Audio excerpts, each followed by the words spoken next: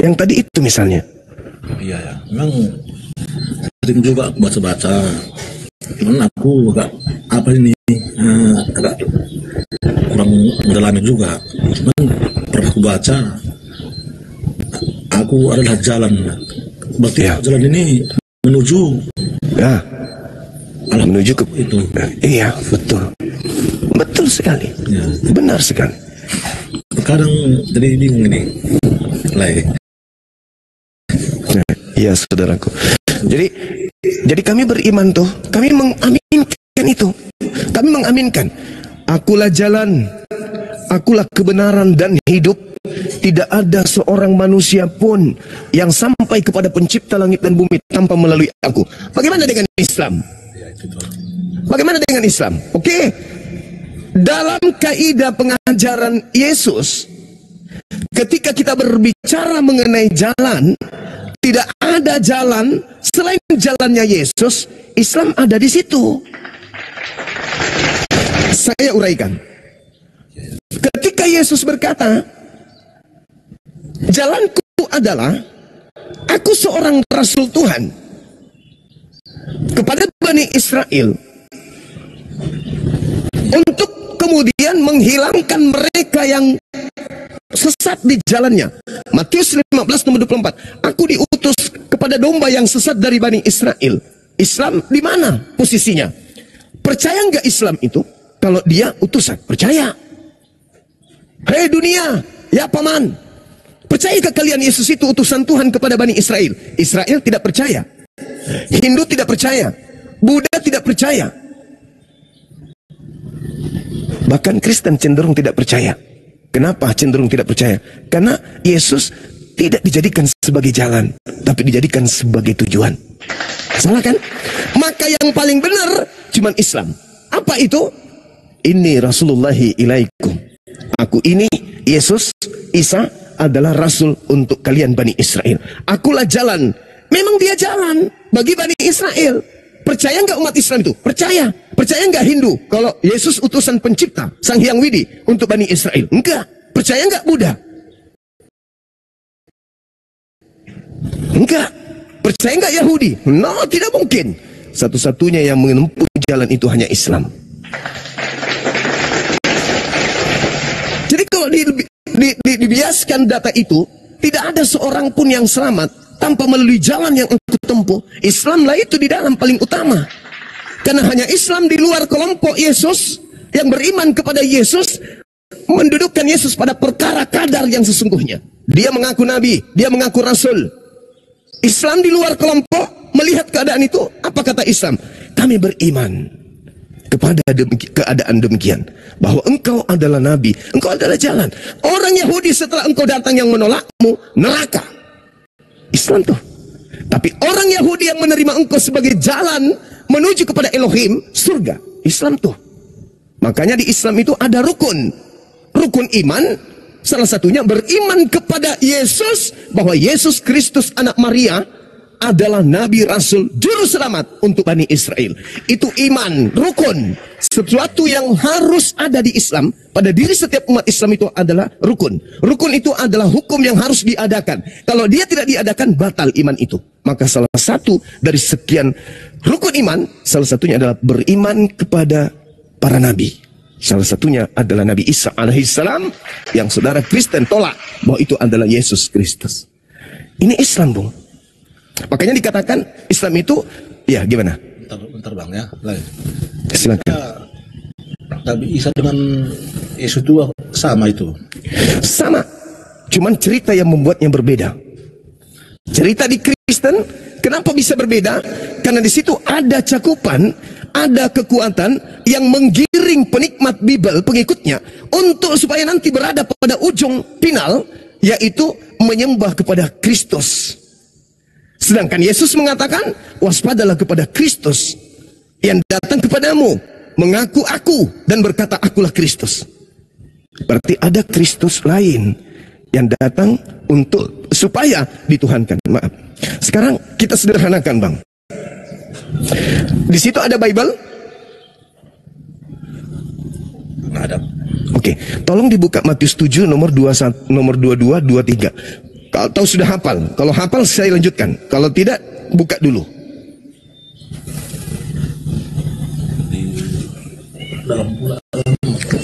Oke, kita uraikan aja dulu. Di Matius 7, saudara, Yesus berkata, waspadalah kepada nabi palsu yang datang kepada kamu, Bani Israel, nyamar seperti domba, padahal mereka adalah serigala yang buas. Dari buahnya kamu bisa mengenal itu nabi palsu atau bukan. Apa buahnya? Mereka memanggil namaku, mereka bermujizat pakai namaku, bernubuat pakai namaku, mengusir setan pakai namaku, tetapi mereka tidak melakukan kehendak Bapakku. Bapakku berkehendak apa? Jangan ada ilah lain, jangan nyembah kepada Yesus, bersunat, itu perjanjian kekal. Itu aja dulu. Ketiga, jangan makan babi. Ini aja dulu tiga. Ini kehendak Bapakku. Mereka tidak melakukan kehendak Bapakku, tapi mereka memakai namaku, bermujizat, bernubuat, mengusir setan. Apa kata Yesus? Enyahlah daripadaku, kalian semua pembuat kejahatan, aku tidak mengenal kalian. Pertanyaannya, Bang, seperti misalnya Rusuli Lubis yang kemana-mana ngusir setan, mengobati orang. Nama siapa yang dipakai Rusuli Lubis? Nama Yesus. Tapi kenapa Yesus mengusirnya? Enyahlah daripadaku, kamu pembuat kejahatan, aku tidak mengenal engkau. Jadi ketika dia ngobatin orang, orang itu sembuh dengan memakai nama Yesus. Yesus yang mana yang datang membantu pengobatan? Bisa nggak Anda jujur? Bisa nggak Anda jawab maksudnya? Yesus yang mana?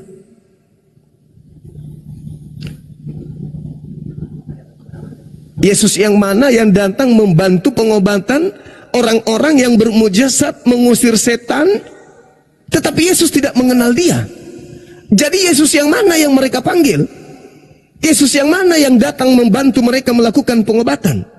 Sementara Yesus yang asli mengatakan, aku tidak mengenal kamu, enyahlah daripadaku, kamu adalah pembuat kejahatan. Manggil namaku, ngusir setan, setannya pergi, orang sembuh. Pertanyaannya, Yesus mana yang membantunya? Yesus asli atau Yesus palsu?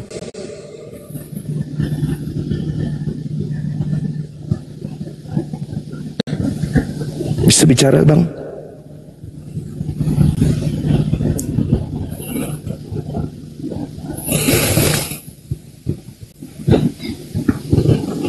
Ada yang bisa jawab di bawah? Kalau Yesus asli pasti mengatakan, ya, aku mengenal kamu, kamu adalah pembuat kebaikan. Tapi sayangnya Yesus tidak berkata seperti itu. Pada hari terakhir nanti banyak orang berseru, memanggil aku, teriak, memanggilku, Tuhan, Tuhan, bukankah kami bernubuat, mengusir setan, bermujizat pakai namamu? Pada saat itulah aku, Yesus, berkata berterus terang kepada mereka, enyahlah daripadaku, aku tidak mengenal kalian. Kalian semua adalah pembuat kejahatan. Jadi Yesus mana yang datang membantu mereka? Andi Simon, siapa lagi? Yang terkenal biasa ngobatin orang. Pendeta siapa gitu? Termasuk Rusuli Lubis. Yesus mana yang datang membantu mereka ini? Sementara mereka memberikan makanan-makanan kepada yang mereka doakan dengan menu babi. Sementara kehendak Bapa jangan makan babi. Yang mereka obati ini dan yang mengobati orang-orang tidak bersunat semua. Sementara Tuhan mengatakan di dalam Kejadian 17 nomor 14, bunuhlah orang yang tidak bersunat, karena dia telah membatalkan perjanjian kekalku. Itu perintah. Yang ngobatin pakai nama Yesus tidak bersunat, yang diobati juga tidak bersunat. Sebelum dan sesudah diobati makannya, makan babi.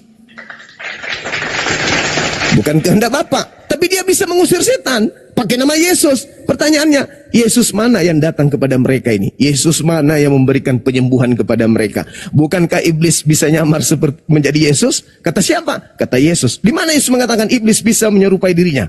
Lukas 21 nomor 8. Waspadalah kepada penyesat, planos, pembohong, penipu, iblis yang datang kepadamu dengan memakai namaku dan berkata, akulah dia.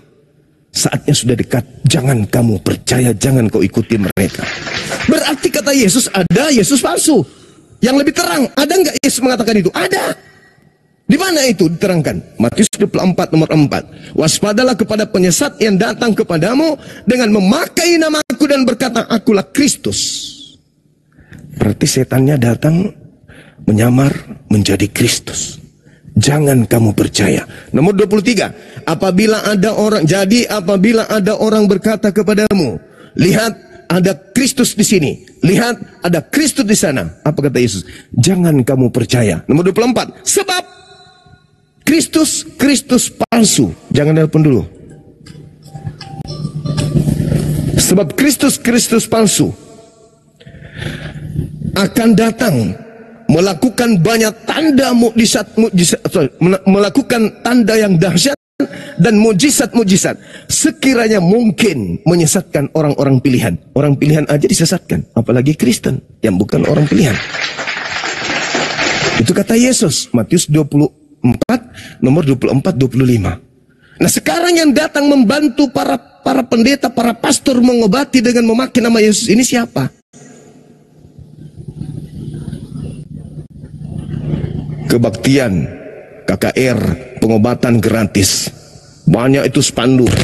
Pendeta Tandi Linting Anus berkata, datang tanggal sekian, minggu ini di gereja ini akan melakukan pengobatan massal. Oke, keren. Siapa nama yang mereka panggil di situ? Yesus, dalam nama Yesus, dalam nama Yesus. Begitu ketemu yang asli, apa kata Yesus? No, aku tidak mengenal kalian. Kalian semua adalah pembuat kejahatan. Jadi Yesus mana yang datang pada saat mereka mengobati dan sembuh? Yesus mana itu? Yang asli? Yang asli mengatakan, aku tidak mengenal kamu. Lalu Yesus yang mana? Ketika mereka membaptis orang, dibawa ke kolam atau dicebur di dalam drum. Dalam nama Yesus, dalam nama Yesus, dalam nama Yesus. Tapi Yesus mengatakan, aku tidak mengenal kalian. Jadi Yesus mana yang dipakai namanya ketika mereka membaptis? Yesus mengatakan, hati-hati, ada Yesus palsu. Alhasil, Yahudi sampai hari ini keturunannya tidak menjadi Kristen. Yang menjadi Kristen adalah pengikut Paulus di Roma pertama kali, di Antioquia Turki pertama kali. Kisah Para Rasul 11 nomor 26. Dalam nama Yesus, dalam nama Yesus, dalam nama Yesus. Apa enggak lihat dalam kitab sucinya ada Yesus palsu? Yang mereka baptis, habis dibaptis, wah, dia bilang, puji Tuhan, sekarang saya anak-anak Yesus, anak-anak Kristus, bukan lagi hamba Tuhan tapi anak Tuhan. Hai, sejak kapan Tuhan melahirkan manusia pemakan babi? Sejak kapan? Apa ada Tuhan, apa Yesus palsu lahir? Iya, Yesus sendiri yang mengatakan itu. Waspadalah kepada penyesat yang datang kepadamu dengan memakai namaku dan berkata, akulah Kristus. Matius 24 nomor 24. Sebab Kristus palsu. Ayo, yang bergelar Kristus kan cuma Yesus. Kristus yang ditunggu-tunggu adalah Yesus. Berarti ketika ada oknum mengaku Kristus, tujuannya kepada Yesus, bukan kepada bom-bom. Aku adalah Kristus palsu. Bom-bom palsu ini. Aku adalah Kristus palsu. Aku adalah Kristus palsu. Oh, berarti dia adalah Edis TV ini. Nggak mungkin. Ketika berbicara Kristus, yang ada dalam benak manusia Yesus. Berarti ketika Yesus mengatakan dalam Matius 24 nomor 24, mengalami pembatasan lagi. TikTok, jangan musuhin aku dong. Kita kan temenan. Oke. Damai TikTok, jangan marah, aku nggak ngehujat. Jadi ketika Yesus berkata dalam Matius 23, jadi apabila ada orang berkata ada Kristus di sini, ada Kristus di sana, kata Yesus apa? Jangan kamu percaya. Ketika Paulus berkata ada Kristus di padang gurun ketika ke Damsyik, ada Kristus dalam bilik ketika di penjara, apa kata Yesus nasihatnya kepada muridnya? Jangan ente percaya. Dengan kata lain, jangan percaya kepada Paulus. Sebab nomor 24 Kristus palsu dan nabi-nabi. Nah, nabinya tuh maksudnya Kristus yang palsu datang kepada oknum. Oknum ini nanti menjadi nabinya, menjadi pengajarnya, menjadi rasulnya tuh. Itu maksudnya. Sebab Kristus palsu dan nabi palsu akan datang melakukan banyak tanda dahsyat dan mujizat-mujizat sekiranya mungkin menyesatkan orang-orang pilihan. Jadi ketika Mesias palsunya datang, Dia mengaku, aku Yesus. Inilah tanganku, inilah kakiku, lihatlah aku, rabalah aku, colok lambungku. Kata Yesus yang asli, dia bahkan bisa menyesatkan orang-orang pilihan. Kata Thomas apa? Ya Allahku, ya Tuhanku, ya Bapakku. Padahal awalnya di Lukas 24 nomor 37, mereka kaget dan ketakutan sebab mengira melihat setan. Tadinya mereka kaget, setan keluar dari kubur. Tapi karena setannya ini pandai, maka dia mendekati mereka dan berkata, sini lo. Dibisikkanlah, hei, kepada aku telah diberi kuasa lo, baik di langit maupun di bumi. Pergilah, pergi. Jadikan seluruh bangsa menjadi muridku. Aku adalah Yesus. Apa yang terjadi? Oknum-oknum ini datang ke Roma. Di Roma dia mengajar orang-orang. Roma nyebrang ke kerajaan Belanda. Belanda kerajaannya nyebrang sampai ke Indonesia. Jadilah Anda sebagai salah satu orang yang terpikat. Orang Yahudi, Yesus orang Yahudi, mana keturunan ke-11 muridnya? Jadi Kristen kah dia? Tidak. Ada nggak rumah ibadah Yahudi di Israel, di Yerusalem hari ini? Megah di situ Yesus sebagai Tuhannya? Nggak ada. Lalu mana Yesus yang katanya menyesatkan orang banyak ini? Mana orang banyak yang disesatkan kalau bukan Kristen? Karena Yesus mengatakan, waspadalah agar kamu jangan disesatkan. Ucapan Yesus ini kepada Yahudi, bukan kepada Kristen. Kristen muncul belakangan nanti dari pengaruh Yesus yang palsu itu. Diindikasikan, maaf. Jadi kata Yesus, waspadalah agar kamu jangan disesatkan, sebab banyak penyesat yang akan datang kepadamu dengan memakai namaku dan berkata, akulah Mesias. Mereka akan menyesatkan banyak orang. Kalau banyak orang itu bukan pengikut Mesias, kalau orang banyak itu bukan Kristen yang mengaku pengikut Mesias, pengikut Kristus, lalu nubuatan Yesus digenapi oleh siapa? Karena Yesus mengatakan dia akan menyesatkan, mereka akan menyesatkan banyak orang. Mana banyak orang itu yang disesatkan pengikut Kristus, yang lain selain Kristen? Ada enggak? Enggak ada. Jadi yang memenuhi nubuat Yesus, orang banyak yang menjadi pengikut Kristus palsu adalah Kristen. Kecuali saudara ingin menunjukkan, oh bukan. Ada kelompok luar Kristen yang banyak yang juga pengikut Kristus. Siapa itu? Islam bukan pengikut Kristus. Hindu bukan pengikut Kristus. Buddha bukan. Hindu bukan. Ateis bukan. Lalu siapa? Satu-satunya kandidat Kristen. Apapun sektenya. Dan Anda adalah salah satu bagian orang yang di dalam. Saya kira begitu, saudara. Silakan. Mungkin lagi di jalan ya. Ya, tadi di jalan ini. Oke, sip. Jadi terpeluang masa aku nilai ya. Orang yang melembutkan hatinya, saudara, itu pasti akan sampai kepada kebenaran. Yesus berkata apa? Kasihi Tuhan dengan akal. Akal Anda berfungsi. Yang saya sampaikan bukan bohong, yang saya sampaikan data, fakta real. Islam memuliakan Yesus. Kami sangat memuliakan beliau. Manusia suci, Bung. Tapi diajarkan kepada orang-orang yang konon pengikutnya justru kebalik. Diajarkan untuk mengimani, dia mati, disalib dengan jalan kutuk untuk nebus dosa-dosa kita. Coba Anda bayangkan. Anda terima enggak? Anggaplah saya Maria, ibunya Yesus. Saya hamil 9 bulan. Dihujat, diusir dari kaum saya karena saya tak ada suami. Diusir, diungsikan. Saya rawat kandungan saya sendiri tanpa suami. Lalu setelah saya melahirkan anak saya seorang diri, saya pelihara susah payah. Besar dia, kalian bunuh. Untuk dosa-dosa pencuri ayam, pencuri sapi, pemerkosa ibu kandungnya, pemerkaus anak kandungnya, koruptor, suka membunuh orang, suka tipu orang, suka mencabul, berjudi, minum khamar.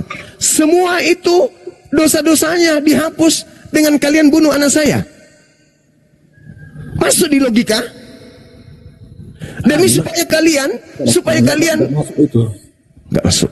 Cobalah anak Anda diperlakukan. Padahal Tuhan mengatakan apa? Di dalam Yohanes 3 nomor 16. Begitu besar kasih karunia Tuhan akan dunia ini, sehingga Dia menganugerahkan anaknya yang tunggal. Itu anugerah. Anugerah loh, itu bukan kutuk. Islam menjadikan Yesus itu sebagai anugerah kepada alam semesta ini. Subhanallah. Orang Yahudi yang tadinya tidak mau mengenal Tuhan, datang pada mereka kitab suci, beruntun kepada mereka nabi, rasul diutus kepada mereka. Ada mereka menerima dengan baik, tidak, selalu diolok-olok, selalu diolok-olok. Nabi Musa diolok-olok, semua diolok-olok, ajarannya diolok-olok. Kemudian Tuhan mendatangkan manusia suci Yesus Kristus kepada mereka, mengajak mereka. Matius 23 bang, nomor 1, nomor 2, nomor 3. Apa kata Yesus kepada muridnya? Orang-orang Yahudi, ahli kitab, orang Farisi telah menduduki tahta Musa. Tetapi jangan kau mengikuti mereka.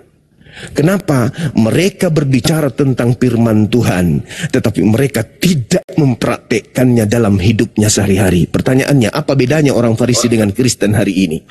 Di kitabnya nih, ada perjanjian lama yang konon terjemahan dari kitab Tanak, kitabnya para nabi. Tapi dipegang doang, ke gereja diketek begini. Di dalamnya tertulis apa? Jangan ada ilah lain di hadapanku, akulah Tuhan, tak ada yang lain. Tapi mereka menjepit begini sambil menyembah kepada manusia bernama Kristus. Kan lucu. Di dalamnya sini tertulis, jangan engkau makan babi karena itu haram bagimu. Tapi sementara mengetek begini makan babi. Di dalamnya tertulis nih, diketek nih di gereja nih. Sunatkan dirimu. Siapa yang tidak bersunat makan neraka. Yesaya 66 nomor 17 nomor 18. Siapa yang makan babi semuanya aku akan bakar habis. Ada tertulis di sini. Sunatkan dirimu, tapi nonot masih pakai helm. Iyalah ya, Itulah yang disebutkan Yesus di dalam Matius 23. Jangan kau ikuti mereka. Mereka mengajarkan orang untuk mempraktekkan hukum Torah. Kalau Kristen bukan hanya mengajarkan, bahkan diketek begini, tapi mereka tidak menjalankan itu. Itulah yang disebut fasik. Itulah yang Yesus sebut sebagai ular-ular, keturunan ular beludak. Itulah yang Yesus sebutkan sebagai orang munafik. Celakalah engkau wahai ahli Taurat, nomor 15-nya. Celakalah engkau wahai orang munafik. Celakalah engkau wahai orang Farisi. Engkau menyeberangi lautan, menjelajahi daratan, mentobatkan orang di luar Yahudi, di luar Yerusalem, untuk kau tobatkan menjadi pengikutmu. Setelah dia menjadi pengikutmu, kau jadikan dia menjadi orang neraka dan 2 kali lebih jahat daripada engkau sendiri. Siapa orang Yahudi, siapa ahli kitab, siapa orang Farisi yang menyeberangi lautan, meninggalkan Yerusalem, menjelajahi daratan sampai ke Kiliki, mengajarkan kemudian orang dan mentobatkan orang menjadi pengikutnya, tapi setelahnya dia jadikan menjadi orang neraka. Apa buktinya? Ketika mereka orang-orang menjadi pengikutnya, bersungut-sungut mereka, Yesus Tuhan, bermujizat menubuat. Begitu ketemu Yesus diusir. Berarti kau menyeberangi lautan, menjelajahi daratan, mentobatkan orang, sekiranya orang itu menganggap diri mereka benar, tapi ternyata engkau jadikan dia orang neraka. Buktinya mereka diusir oleh Yesus. Siapa yang tanggung jawab? Untung ada para apologet datang hadir menyadarkan kalian yang masih mau sadar. Ya kalau tidak mau sadar, mati dalam kekufuran. Di dalam nanti ketemu Yesus. Lu dari mana lu? Ya, dari bumi. Kau nyembah siapa di bumi? Nyembah Yesus. Alamak. Di mana saya pernah mengajarkan itu? Di mana? Di Bible. Apa Bible itu rupanya? Surat-surat dari Paulus. Siapa Paulus itu rupanya? Rasulmu katanya. No. Saya tidak mengenal Rasulku. Aku mengatakan di dalam Matius 12, Matius 10 nomor 5. Bahkan aku mengatakan dalam Yohanes 6 nomor 70, bukankah aku memilih engkau yang 12? Aku memilih cuma 12. Aku tidak pernah memilih yang namanya Paulus. Dan aku berpesan kepada ke-12 murid dalam Matius 10 nomor 5 nomor 6, jangan kamu pergi ke bangsa lain. Paulus mengaku di dalam Galatia 2 nomor 8, aku diutus kepada bangsa lain yang tidak bersunat. Siapa yang utus? Yang utus siapa? Kristus. Oh, Kristus yang utus? Iya, kan aku udah bilang, waspadalah kepada Kristus palsu. Bukan aku kan? Kristus kan? Ya udah, kau samalah Kristus ke neraka. Aku tidak mengenal kalian, penyahlah daripadaku. Kalian semua adalah pembuat kejahatan. Siang malam berdoa, Yesus, Yesus. Tapi mengatakan aku tidak mengenal kalian. Saudaraku, hari demi hari usia kita bertambah. Suara neraka itu, suara alam kubur itu sudah memanggil-manggil tuh. Cepatlah datang, cepatlah datang. Ada masa di mana akan sampai ke situ. Bukti sederhana. Sebelum saya berangkat ke Medan, ke Pekanbaru kemarin, kita berangkat ke Pekanbaru seminggu lagi ya. Iya. Berapa lama kita di sana? Kurang lebih 10. Aduh, lama juga ya. Kita jalanin.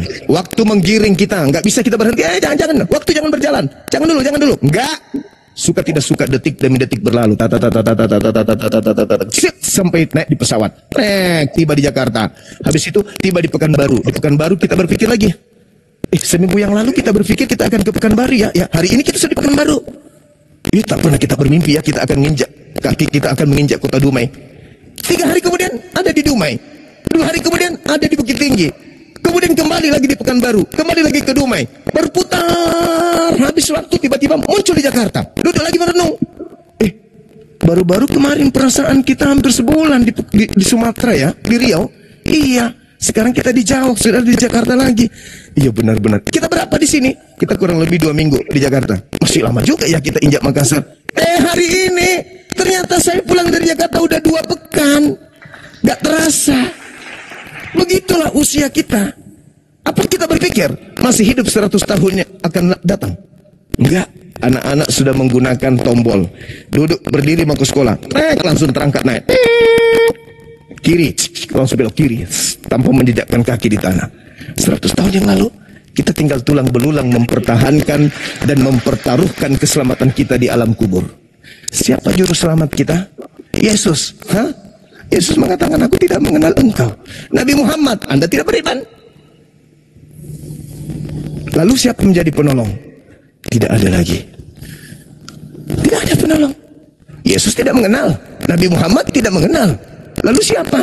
Nabi Musa tidak mengenal. Nabi Ibrahim tidak mengenal. Yang ada hanya dipatok sama malaikat. Ketepak. Pantat bom itu melebar kemudian. Dipatok terus tiap hari. Nah, mumpung masih ada kesempatan. Ketika umat Islam datang di dalam Yohanes 8 Yohanes 12 nomor 48, apa kata Yesus di situ, Bung? Barang siapa yang menolak aku. Nah ini ultimatum Yesus. Tidak menerima firmanku. Dia sudah ada hakimnya. Yaitu perkataan yang pernah aku sampaikan kepada mereka. Perkataan itulah kelak yang akan menjadi hakimnya di akhir zaman. Bang Suma dipanggil di akhir zaman. Saudara Gutul, Lahir Gutul dipanggil di akhir zaman. Bang Suma, Kadio, siap komandan. Yesus kan? Iya, salam jempol. Salam tauhid dulu. Yohanes 17 nomor 1, hidup kekal itu adalah satu-satunya Tuhan, adalah Dia yang di surga. Salam tauhid dulu Yesus. Yes, salam tauhid. Salam satu Tuhan. Pelukan kami. Yuk, datang abad keberapa? Abad 20-an. Kamu tidak sampai ke zamanku? Enggak. Lu mengimani aku sebagai apa? Aku mengimanimu sebagai rasul dan engkau utusan Tuhan, dan engkau mengajarkan satu-satunya Tuhan adalah yang engkau sujudi setiap saat. Iya benar, lu hidup yang kekal. Terus apalagi? Kamu bukan Tuhan, kamu utusan Tuhan kepada Bani Israel. Kata Yesus, silakan Anda berjalan sebelah kanan. Di situ ada namanya jannah surga Firdaus. Anda yang dipanggil. Lai Gutul, Kadia, come here. Sit down please. Kamu dari mana? Dari Kristen, Pak. Jangan panggil Bapak. Aku panggil apa aku di bumi? Panggil apa? Panggil Tuhan. Siapa yang ngajarin kau memanggil aku Tuhan? Bukankah aku mengajarkan Tuhan itu hanya ada Dia satu-satunya yang ada di langit? Terus aku ini siapa bagimu? Kamu adalah Tuhan. Hidup kekal itu adalah mereka mengenal aku sebagai apa? Itu ucapan saya dalam Yohanes 17 nomor 3. Hidup kekal kamu peroleh dengan mengenal aku sebagai apa? Mengenal engkau sebagai Tuhan yang datang dalam rupa kurang ajar. Siapa yang ngajarin kamu? Dia mengajari saya. Siapa? Paulus. Di mana dia katakan itu? Filipi 2 nomor 6 nomor 7. Katanya Tuhan turun mengosongkan diri, lalu mengambil rupa manusia, mati jadi manusia. Koplak. Tak ada pernah kuajarkan itu. Hidup kekal itu adalah ketika engkau mengenal aku sebagai rasul. Hidup kekal itu adalah mereka mengenal engkau satu-satunya Tuhan yang benar dan mengenal aku Yesus, manusia yang engkau utus. Nah sana, sebelah kiri nah. Kenapa sebelah kiri, Pak? Ke neraka sana. Begitu kau melangkah, saudara melangkah tiga langkah, kamu tertawa. Kamu dipanggil lagi. Sini. Lu masuk neraka, kenapa tertawa? Pak Yesus, kalau saya yang tidak punya jemaat diusir ke neraka, bagaimana Pak Bom-Bom? Pak Bom-Bom yang di belakang saya itu loh. Kenapa dia rupanya? Banyak orang ditipu, Pak. Tiap malam dia cari koin, ngajak orang nyembah Bapak. Aduh, mampus. Kasihan dia. Mau panggil dia ke sini. Itulah yang akan terjadi. Berdasarkan Al-Quran ada nggak? Ada. Wa idza husyiran nasu kanu, apabila manusia kelak akan dikumpulkan, apa yang menjadi sembahan mereka akan menjadi musuhnya. Pemujaan-pemujaan yang mereka lakukan terhadap yang disembah selain aku, kata Allah, akan diingkarinya. Hei Isa, wa iskalallahu ya Isa bin Maryam, a'anta qulta linnas takhizuni. Wahai Isa, sini. Kata Allah, sini. Apakah kamu yang mengajarkan manusia, sekelompok manusia yang tidak punya kepala ini? Apa kata Nabi Isa? Qala subhanaka ma yakunu li an aqula ma laysa li bihaqq. Wahai Tuhanku, ketika aku datang di tengah-tengah kaumku Bani Israel, aku tidak mengatakan sesuatu yang bukan hakku untuk aku katakan. Yohanes 12 nomor 49 ada tertulis di kitab yang mereka ketek. Apa itu? Aku tidak berkata-kata dari diriku sendiri. Apa yang aku katakan adalah apa yang diperintahkan oleh Bapa untuk aku katakan, aku sampaikan. Jadi aku tidak pernah mengatakan isi Roma, isi Galatia, isi Filipus, isi kitab-kitab mereka. Itu aku nggak pernah katakan. Aku maha suci dari itu. Aku suci dari perbuatan itu.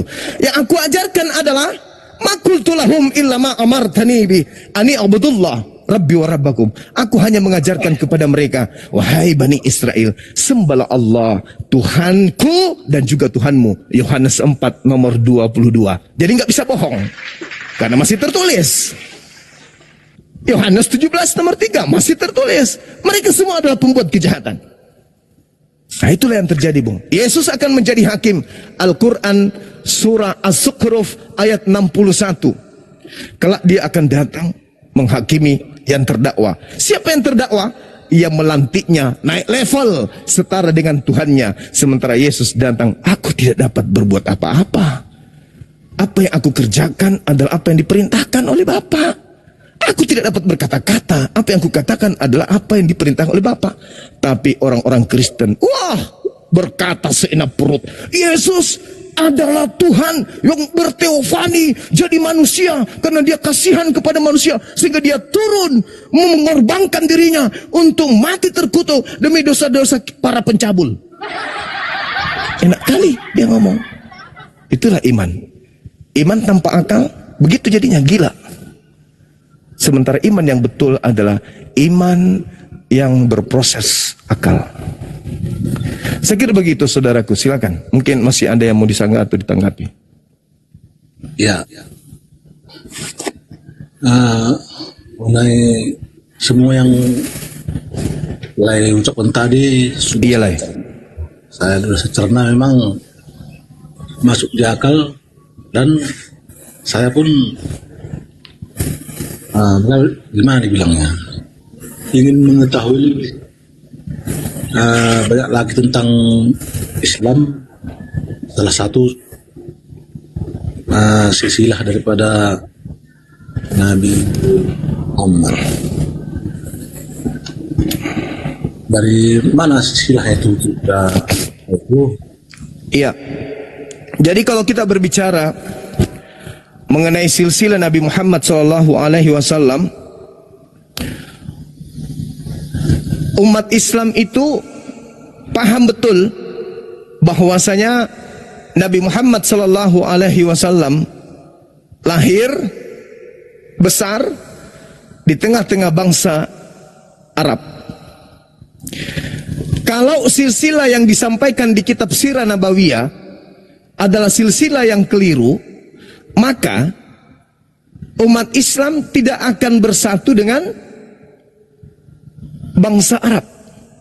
Bangsa Arab yang hidup sesama dengannya tidak akan mungkin kemudian bisa seperti yang kita lihat hari ini.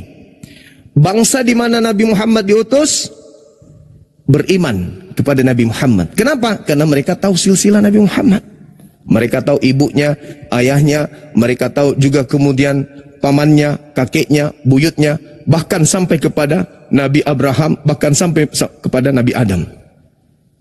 Nah sekarang ada dua bangsa yang kemudian dipahami oleh umat Islam yang memegang secara terinci silsilah mereka. Bangsa Yahudi, bangsa Arab. Mereka selalu menggunakan bin, binti, binti. Ben Yakub, Ben Yusuf, Ben Eli, sama. Jadi semua keturunan itu disebutkan. Jadi Nabi Muhammad, yang pertama Nabi Muhammad, kemudian bin Abdullah, kemudian Abdul Muttalib, Hashim dan seterusnya sampai kepada Adnan.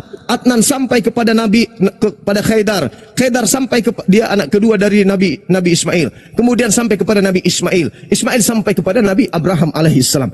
Itu runut tuh. Runut keturunannya. Kalau tidak sudah ditolak sama orang Arab. Ini siapa ini? Orang asing ini. Tapi beliau dikenali kemudian pada masanya. Nabi Muhammad Abdullah bin Abdul Muttalib bin Hashim bin Manaf dan seterusnya. Itu dikenal, umat Islam paham itu. Nah sedangkan kalau agama Kristen 13 kitabnya itu ditulis oleh seorang bernama Paulus. Tak ada manusia di atas muka bumi ini yang tahu siapa nama bapaknya.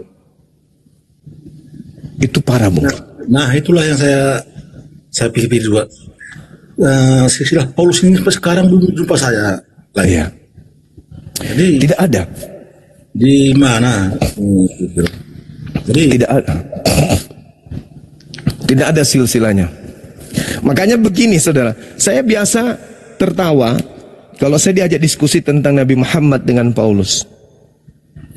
Nabi Muhammad dicerca, banyak istri, menikahi bocah, begini. Oke, itu karena sejarah Nabi hidup Muhammad seluruhnya tak ada yang disembunyikan. Dan itu pun hanya kalian mensalah tafsirkan. Kalau apa yang kalian tuduhkan itu benar, jangankan kita yang hidup 1400 tahun setelah beliau, orang zamannya pasti akan menolaknya. Tidak ada manusia di atas muka bumi ini mati meninggal dunia yang oleh ahli kerabatnya, oleh sahabatnya, oleh keluarganya, oleh masyarakatnya, oleh kaumnya, oleh pengikutnya, mayatnya pun mereka tidak reda untuk mereka ditinggalkan. Nabi Muhammad mayatnya bertahan sampai 3 hari. Kenapa? Mereka tidak rela orang mulia ini pergi.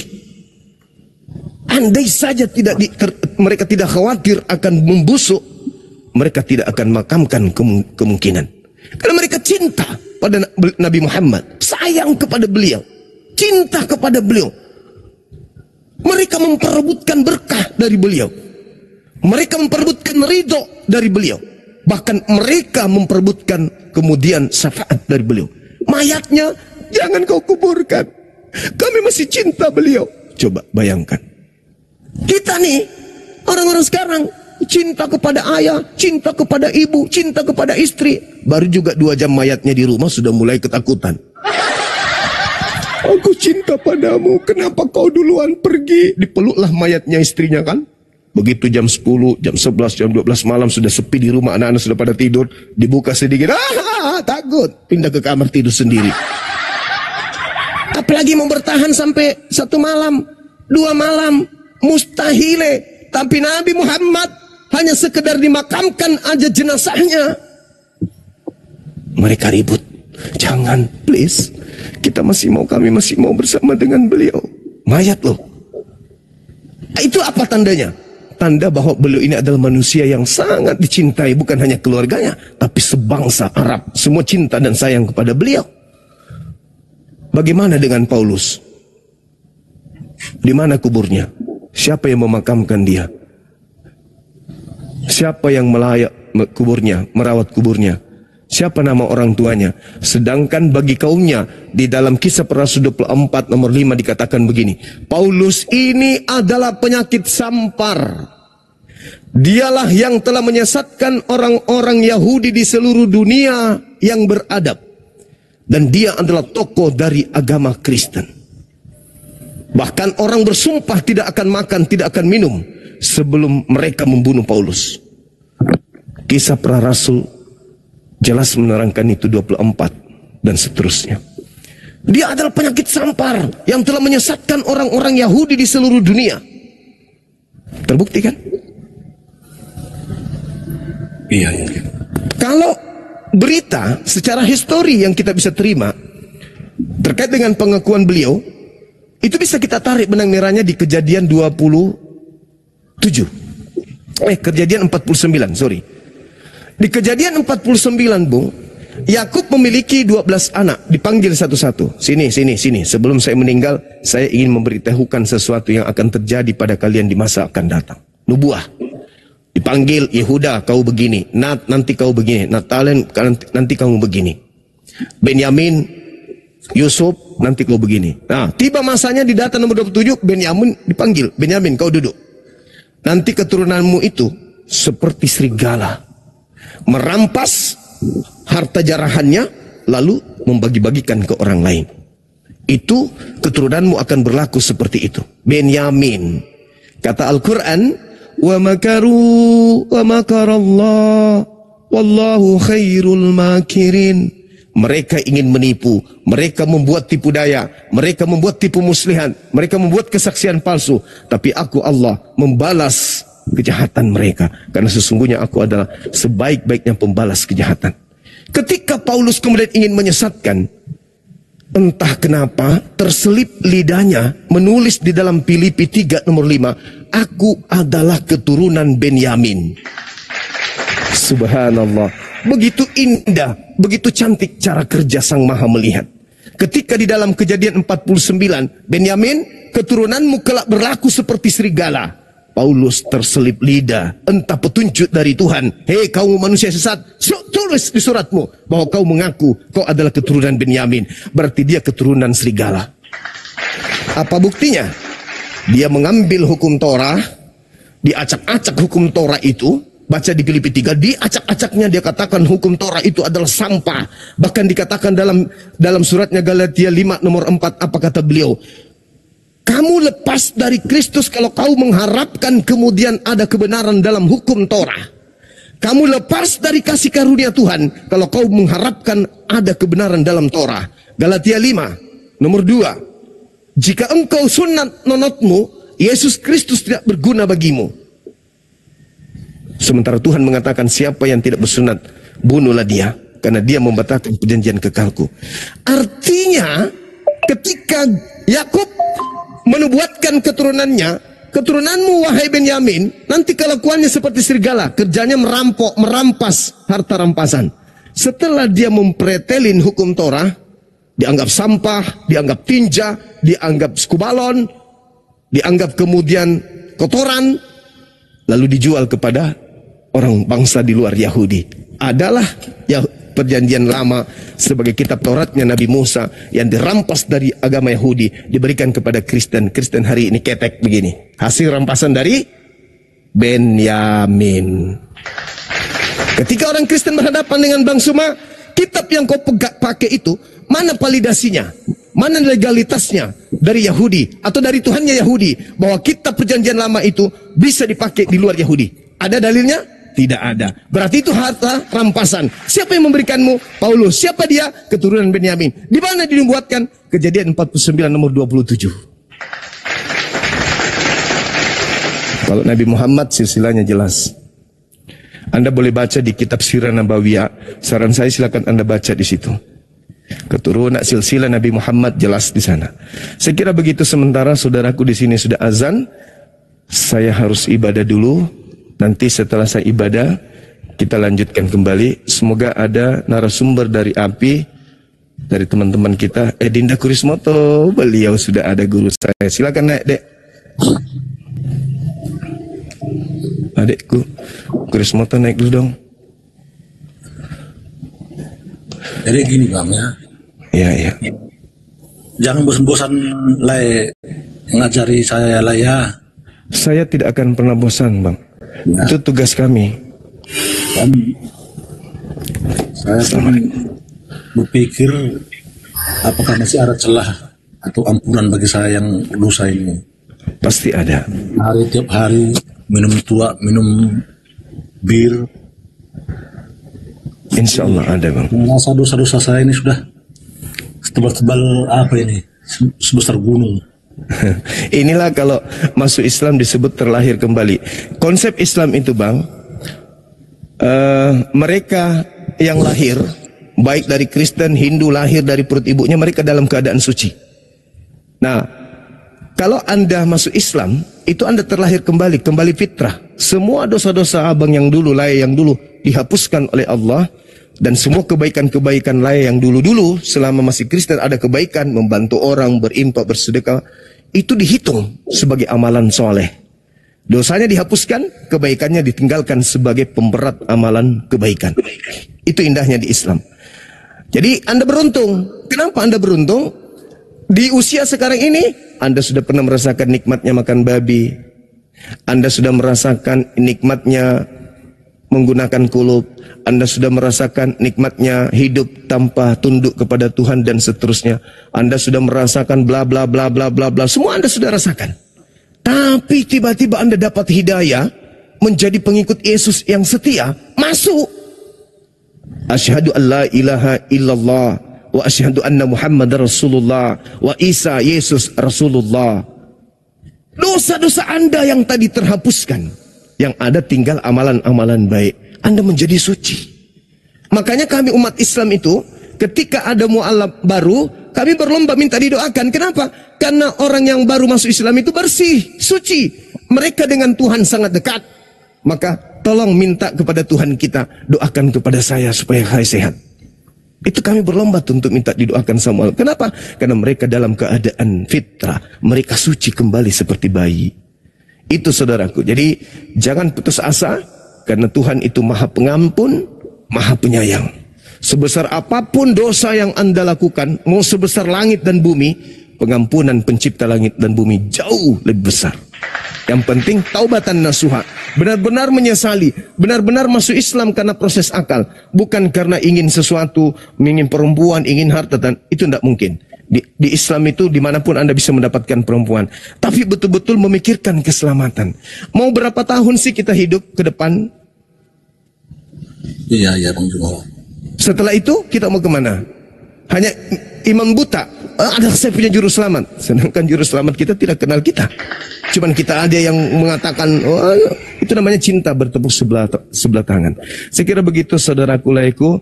Saya pamit untuk diri ibadah. Di sini ada guru-guru kita, ada guru-guru saya maksudnya, ada Dinda Kurismoto, Dinda Alif sebagai Ketua Apologet Islam Indonesia. Antum saudari laiku bisa bertanya apapun kepada beliau. Adek, assalamualaikum warahmatullahi wabarakatuh. Saya pamit ibadah sebentar ya. Waalaikumsalam warahmatullahi wabarakatuh. Dibimbing saudara kita ini, beliau seorang non-muslim yang mau belajar. Terlepas dapat hidayah ataupun tidak, tugas kita uda'u ila sabili rabbika bil hikmah. Sampaikan kebenaran itu dengan cara yang baik. Selama orang itu mau belajar dengan cara baik. Begitu, illal ladzina zalamu minhum. Kecuali terhadap orang-orang zalim, kita harus tegas, kita harus keras demi untuk meluruskan dia. Besi yang bengkok memang dibutuhkan tempaan yang keras, yang tegas supaya bisa lurus. Seperti itu ya. Saya pamit sebagai orang tua, mau ibadah dulu. Assalamualaikum warahmatullahi wabarakatuh. Waalaikumsalam. Terima kasih Gurunda. Assalamualaikum Tata Alif. Ustaz Arif. Waalaikumsalam warahmatullahi wabarakatuh. Lanjut Ustaz Alif. Mungkin Pak Gotur Raja Gugu ada yang mau ditanyakan seputar Islam. Di sini kebetulan juga ada Ustaz kita, Ustaz Alif, yang insya Allah beliau bisa memaparkan dengan gamblang dan jelas juga seperti Bang Zuma. Silakan Bang Gutul, mungkin ada yang mau ditanyakan. Ya Bang. Jadi gini Bang, di dalam Islam itu saya sih ingin belajar gimana caranya biar bisa diampuni dosa-dosa itu, kesalahan yang pernah saya lakukan selama di dunia inilah dikatakan ya kan. Jadi gimana jalan keluarnya itu?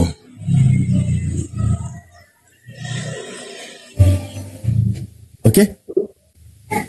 Ya itu aja. Baik. Tolong dipahami dalam konsep Islam ya Pak Gutut ya. Pertama, Al-Quran menyebutkan selama kita hidup di muka bumi ini, kita hidup di bumi ini, masih ada napas di kandung badan.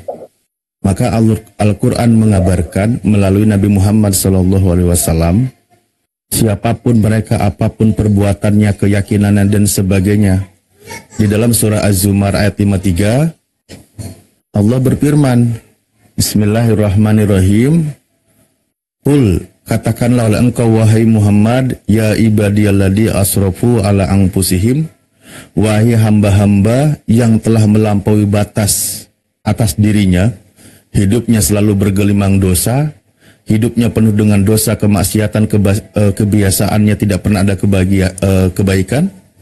La taqnatu min rahmatillah, janganlah kalian berputus asa dari rahmat Tuhanmu. Kenapa demikian? Berikutnya dikatakan, innallaha yaghfirud dunuba jami'a. Sesungguhnya Allah itu mengampuni semua dosa-dosamu. Jadi, selama kita masih hidup, kita banyak melakukan dosa dan maksiat. Jangan pernah berpikir berputus asa. Tidak mungkin Tuhan mengampuniku sementara setiap hari dosa dan maksiat yang aku lakukan. Anda sebagai raja maksiat, Anda gengnya maksiat, Anda ketua maksiat, siapapun mereka yang tidak pernah melakukan kebaikan kepada diri mereka, perbuatannya tidak pernah ada kebaikan, di situ Allah memberikan motivasi semangat kepada hamba-hambanya, jangan berputus asa. Karena rahmat Tuhan itu lebih besar. Rahmat Tuhan itu lebih besar daripada pembangkangan kita, dosa kita. Selagi kita mohon ampun kepadanya, Allah ampuni segala dosa-dosamu tanpa terkecuali. Jadi itulah konsep di dalam Islam. Ya, bahkan dikatakan begitu luas pengampunan Allah Subhanahu wa taala. Itu banyak lebih jauh lagi nanti ya. Bahwa Allah itu mengampuni seluruh dosa-dosa manusia. Innallaha ghafurur rahim, sesungguhnya Allah itu Al-Ghafur, salah satu namanya yang Maha Pengampun dan Maha Penyayang. Nah, jadi selama kita hidup, jangan berputus asa siapapun dia. Tapi ingat, kalau Anda tidak pernah bertobat, terutama tobat dari menyekutukan Tuhan. Nah, ini yang paling besar. Dosa yang paling besar di hadapan Tuhan itu adalah menyekutukan Tuhan. Kan gitu. Selama Anda masih hidup, sadar, bertobat, berhenti dari kekafiran itu, dari menyekutukan Tuhan itu, ya maka di situ Anda diampuni dosanya. Anda bertobat, contoh di dalam surah Al-Anfal dikatakan, orang yang menghentikan kekafirannya, maka Allah ampuni segala dosanya yang telah lalu. Dosa musyrik pun selama masih Anda hidup, itu diampuni. Dalam artian Anda sekarang non-muslim, bersyahadat, bertobat, mohon ampun kepada Allah, syahadatnya diterima, dosanya diampuni oleh Allah. Kan gitu. Jangan sampai dosa musyrik ini terbawa mati. Karena kalau sampai terbawa mati, Anda sudah mati, tidak ada lagi peluang untuk tobat. Maka nanti di hadapan Tuhan, Allah, innallaha la yaghfiru ayyushraka bih. Allah tidak akan mengampuni dosa yang menyekutukan Allah. Dan Allah bisa mengampuni dosa-dosa yang lainnya. Wa yaghfiru maduna dalik. Allah ampuni dosa selainnya, kan gitu. Jadi selama masih hidup, peluang selamat itu ada. Tapi ketika Anda sudah mati dalam posisi sekarang kekafiran ini, menyekutukan Tuhan, tidak beriman, maka peluang selamat itu tidak ada. Begitu, Bang Gutul. Ya Bang, ya. Mungkin ada yang mau ditanyakan lagi Bang. Tanya biar jelas nggak apa-apa Bang. Itu saja dulu Bang. Akan pikir dulu. Oke. Beberapa hari ini. Sekiranya misal ditanya Bang, apa sih yang menghalangi Bang Gutul dari Islam itu apa? Masih keluarga lah Bang, keluarga. Masih, cuman saya sudah semua yang disampaikan Abang tadi sama Bang Juma memang dia kalau saya memang masuk. Alhamdulillah. Tidak ada lagi ada apa itu. Semua yang dikatakan itu saya baca pun dan kitab itu banyak keliru gitu. Masya Allah. Jadi untuk beberapa hari ini saya pikir dulu dan saya nanti terus mengikuti apa ini Komal ini. Belajar lagi jalannya. Siap. Sekiranya menurut Abang nanti kita di hadapan Tuhan itu, kita yang bertanggung jawab terhadap diri sendiri atau keluarga yang bertanggung jawab terhadap kita Bang? Iya Bang ya.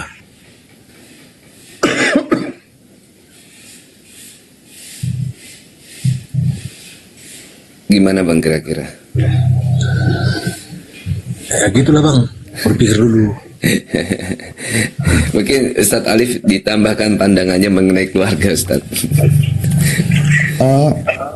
Sebenarnya begini ya, kita kan memang di dalam Islam itu sekali lagi, saya akan sedikit mundur lagi, bahas lagi ke belakang. Ini konsep-konsep dasar yang perlu dipahami oleh teman-teman Kristen. Jadi nanti saya akan sampai ke sana. Di dalam Islam itu kan contoh ketika Anda terlahir, maka tidak ada yang dipersalahkan bayi yang baru lahir.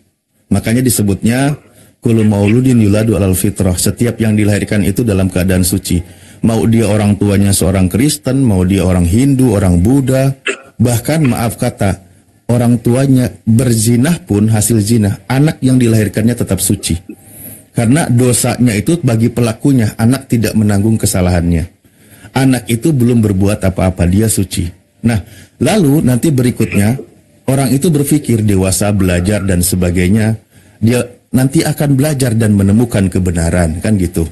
Nah, contoh Anda sekarang Bang Gutul, ketika Anda sekarang sudah dewasa, sudah belajar atau mungkin sudah masuk usia, kan gitu ya, sudah di atas 40 dan sebagainya.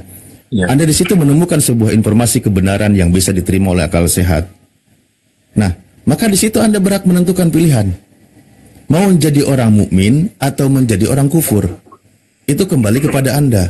Cuman kan konsekuensinya adalah ketika Anda menjadi seorang yang beriman, ya itu kembalinya di jannah, di surga. Tetapi ketika Anda menjadi orang yang tidak beriman, ya itu kembalinya ke neraka. Itu konsekuensi, Anda yang tanggung, kan gitu. Iya. Seperti itu, semua ditanggung masing-masing. Semua ditanggung masing-masing. Nah, Anda sekarang sudah bisa memilih tuh. Anda sudah tahu tentang kebenaran Islam. Saya sedikit sampaikan, memang bukan, maaf kata ya, bukan 1-2 orang yang memang tahu tentang kebenaran Islam, tetapi dia masih merasa ragu untuk menerima kebenaran Islam. Dan itu bukan informasi yang baru untuk kami, atau bukan kasus pertama yang kami hadapi, yang kami temui. Secara logisnya, bisa jadi karena mereka sudah bercokol di dalam dirinya kan gitu, doktrin puluhan tahun, keyakinan yang lama sudah puluhan tahun dilalui, itu tidak semudah itu mereka melepaskan kan gitu. Itu secara dari keadaan pribadinya kan gitu ya. Tapi lebih jauh daripada itu, memang benar Al-Quran. Saya itu ketika ada teman-teman dari non-muslim yang sudah tahu bahwa ada kebenaran di dalam Islam, ya ada kebenaran dalam Islam, tapi dia ragu. Setiap hari dia ingin tapi ragu. Di situ menunjukkan kebenaran di dalam Al-Quran. Kenapa? Karena di hadapan Allah ada iblis yang sudah berjanji bahwa aku akan menggoda manusia. Dia akan menggoda manusia. Qala fabima agwaitani la aqudanna siratal mustaqim. Jadi di situ di dalam ayat Al-Qur'an Allah berfirman, iblis berkata di hadapan Tuhan, karena iblis dihukumi sesat, maka akan aku palingkan manusia dari jalan yang lurus. Di ayat lain dikatakan, akan aku pandang indah setiap maksiat, setiap perbuatan dosa yang dilakukan oleh orang tersebut. Jadi akan dipandang indah, dia akan datang dari depan, dari belakang, dari kiri, dari kanan. Bagaimana ketika orang itu sebelumnya tidak percaya dengan Islam, bagaimana caranya membenci dengan Islam. Ketika dia sudah tahu kebenaran Islam, dibikinlah dia itu ragu. Jangan sampai orang tersebut mengucapkan 2 kalimat syahadat. Karena kalau sampai orang itu mengucapkan 2 kalimat syahadat, disitulah iblis gagal menggoda manusia, membawa atau mencari teman yang menjadi penghuni neraka. Itu kalau konsepnya di dalam Islam, kan gitu. Maka ketika terjadi keraguan-raguan, ya karena memang iblis itu datang membisikkan, sebentar, kau terima aja, tahu aja itu Islam itu benar. Tahan dulu, jangan ucapkan 2 kalimat syahadat. Kau pertimbangkan yang lain. Nanti seolah-olah itu benar. Nanti ada tetanggamu gimana kalau kamu jadi muslim. Nanti orang tuamu gimana kalau kamu jadi muslim. Nanti pekerjaanmu dan seterusnya. Bisikan-bisikan itu datang kepada orang yang tahu tentang kebenaran Islam. Tujuannya agar orang itu menunda. Nah, sampai apa? Sampai ajal datang. Ketika ajal datang, penundaan itu masih terus berlaku, maka orang itu hanya tahu tentang kebenaran Islam, tapi dia tidak masuk ke dalam keselamatan atau tidak masuk ke dalam Islam. Jadi memang kembali, disitulah ayat Al-Quran di dalam surah Al-A'raf, di dalam surah Al-Isra juga ada, di dalam surah Al-Hijr, di dalam surah Al-Kahfi, banyak ayat yang menyebutkan seperti itu. Bahwa poinnya sih saya temukan, ketika Anda wafat dalam keadaan muslim, disitulah iblis yang kalah. Tapi ketika Anda wafat dalam keadaan muslim, walaupun engkau tahu tentang kebenaran Islam, disitulah iblis yang menang. Jadi pertarungan Anda itu bukan dengan kami hanya menyampaikan kebenaran. Pertarungan Anda dengan si penggoda, karena dia memang datang akan menyesatkan manusia. Gitu. Iya bang, sudah saya cerna itu bang semua. Cuman masih banyak lagi pertanyaan yang mau saya tanyakan, beberapa pertanyaan lagi. Cuman karena masih mau kerja pula lagi ini, kapan nanti ya terbuka apa ini, apa kembali ini saya mau naik lagi.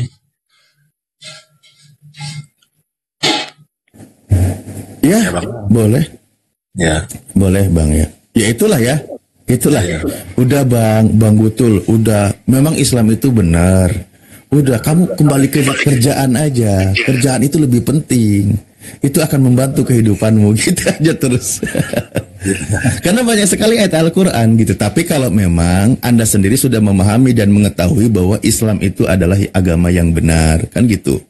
Karena gini, ketika orang itu lepas dari hukuman tentang keislaman, kalau orang itu tidak tahu tentang Islam, makanya Islam diperintahkan menyampaikan ajaran Islam kepada orang yang belum tahu.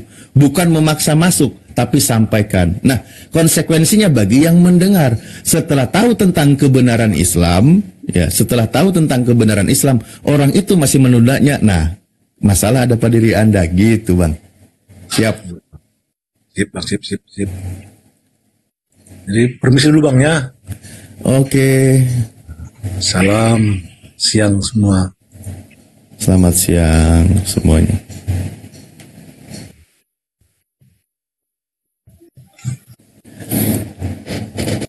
Ya, begitu.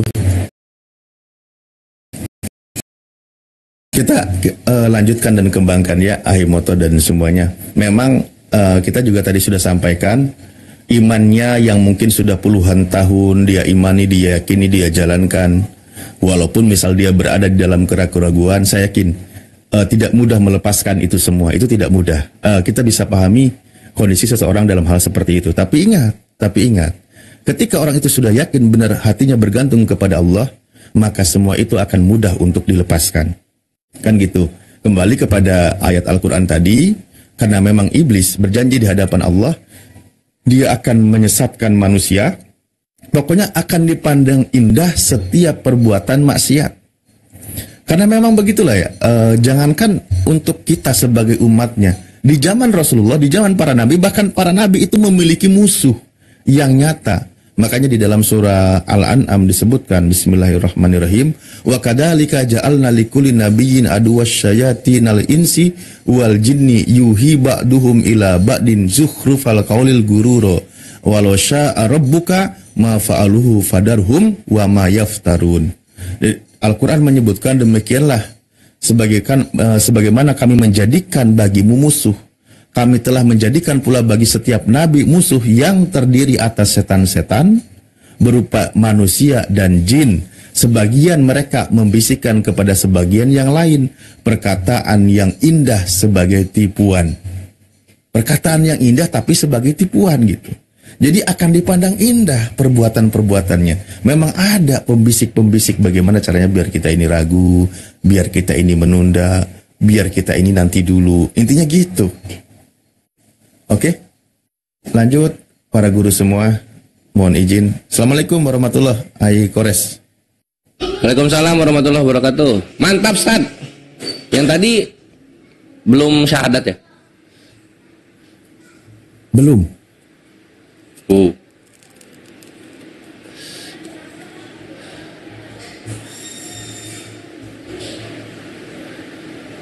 Ya, cepat-cepat syahadat ya, kawan. Keburu meninggal. Karena kalau dalam Kristen kita lihat kematian itu adalah murkanya Yesus. Jadi mending di Islam kematian itu hanyalah checkpoint untuk alam berikutnya. Jauh lebih mending, jauh lebih masuk akal gitu. Dan ini Gurunda yang nonton 2K aja banyak yang mau syahadat gitu. Si Edis yang nonton belasan K nggak ada yang murtad. Rumah apologet aja nggak jadi-jadi. Waduh, susah. Mantap. Jadi ini ikhwan ya, dukung terus perjuangan, dukung terus API, karena ketika API ada, maka terang Islam sampai ke dunia media sosial TikTok. Mantaps. Dan jangan lupa tiap kalian sholat kalian bersyukur. Bersyukur karena kalian diberikan nikmat iman ini. Gitu, Bre. Izin break sebentar, teman-teman semua, buat yang di bawah, mungkin yang belum mendapatkan ini, sebentar.